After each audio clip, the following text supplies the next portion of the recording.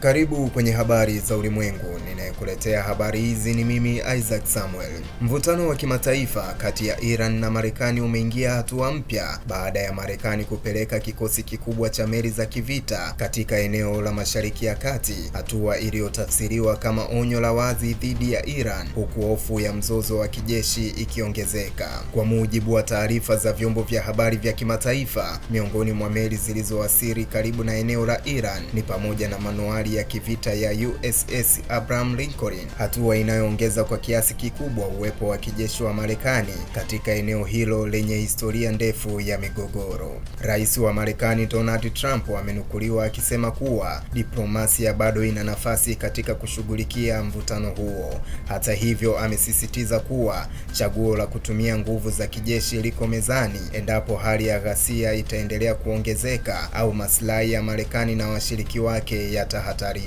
Kauli hiyo imeongeza tahadhari katika maeneo ya Mashariki ya Kati, hasa ikizingatiwa kwamba Iran tayari imetoa onyo kali ikisema kuwa shambulio lolote dhidi yake litachukuliwa kama tangazo la kivita na kwamba itajibu kwa nguvu dhidi ya adui yoyote atakayehusika. Kwa upande mwingine, Umoja wa Falme za Kiarabu umetangaza wazi kuwa hautaruhusu anga, ardhi wala maji yake kutumiwa kwa mashambulizi yoyote dhidi ya Iran, ikisisitiza msimamo wake wa kuhimiza mazungumzo na kuepuka matumizi ya nguvu za kijeshi.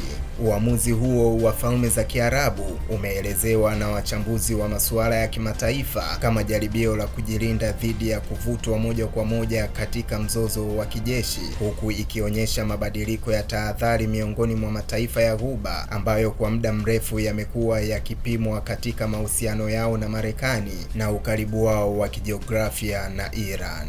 Wakati huo huo, ripoti zinaeleza kuwa makundi yenye silaha yanayoungwa mkono na Iran katika nchi kama Iraq na Yemen yameanza kutoa vitisho vipya dhidi ya maslahi ya Marekani, hali inayozidisha hofu ya mzozo unaoweza kupanuka na kuhusisha mataifa mengi zaidi ya kikanda.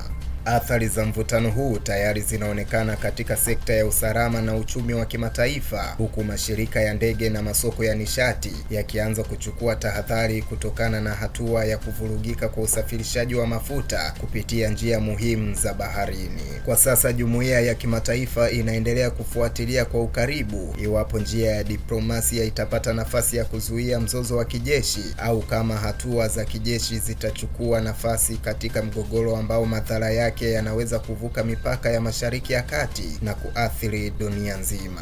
Swali linaloendelea kuulizwa ni je, msimamo wa tahadhari wa mataifa kama Falme za Kiarabu pamoja na shinikizo la kimataifa vitatosha kuzuia mzozo mkubwa, au je, mvutano huu kati ya Marekani na Iran unaelekea kufungua ukurasa mpya wa hatari katika siasa za kimataifa? Hiyo ndio hali ya mvutano unaoendelea kati ya Marekani na Iran, mgogoro unaozidi kuibua wasiwasi mkubwa wa usalama na kidiplomasia duniani. Mimi ni Isaac Samuel na hii ni Vision TV.